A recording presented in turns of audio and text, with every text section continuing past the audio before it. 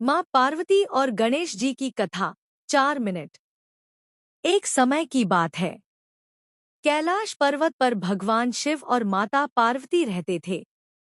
माँ पार्वती बहुत स्नेहिल और प्रेममयी थी। एक दिन उन्होंने सोचा कि उन्हें स्नान करना है, परंतु घर की रखवाली करने वाला कोई नहीं है।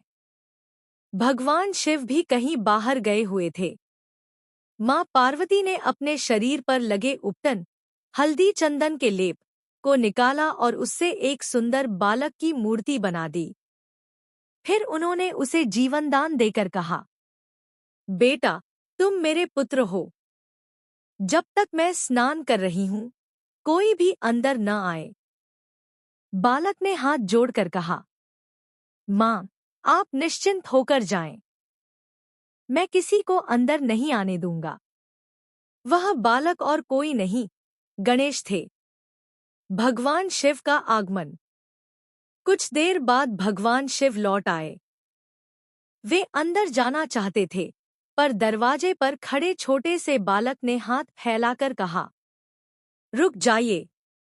मुझे आदेश है कि किसी को अंदर नहीं जाने दूं। भगवान शिव ने आश्चर्य से पूछा, तुम कौन हो, मुझे रोकने वाले?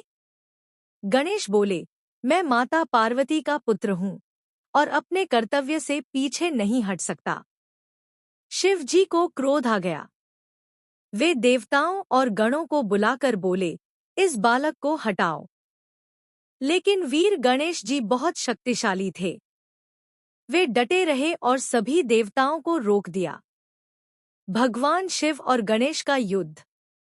जब और कोई उपाय न रहा, तो भगवान शिव ने क्रोध में अपने त्रिशूल से आघात किया और गणेश का सिर धड़ से अलग हो गया। सारा कैलाश पर्वत शोक में डूब गया। माँ पार्वती जब स्नान करके बाहर आईं और अपने लाल को उस अवस्था में देखा, तो उनका हृदय रो उठा। वे रोते रोते शिव जी से बोली, आपने मेरे पुत्र को क्यों मारा? अब मैं किसी को भी नहीं बचने दूंगी। माँ पार्वती का क्रोध इतना भयानक था कि तीनों लोग कांप उठे। देवताओं ने भगवान शिव से प्रार्थना की कि माँ पार्वती को शांत करें। गणेश जी को हाथी का सिर। भगवान शिव ने अपनी गलती समझी और गणों को आदेश दिया, उत्तर दिशा की ओर जाओ। जहां पहला जीव मिले, उसका सिर लेकर आओ।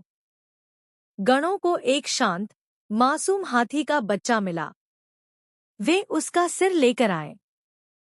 शिव जी ने उस सिर को गणेश के धड़ पर लगाया और उन्हें पुनः जीवन दान दिया। गणेश जी जाग उठे और माता पिता के चरणों में झुक गए। माँ पार्वती ने अपने पुत्र को जीवित देखकर भगवान शिव को धन्यवाद दिया और गणेश को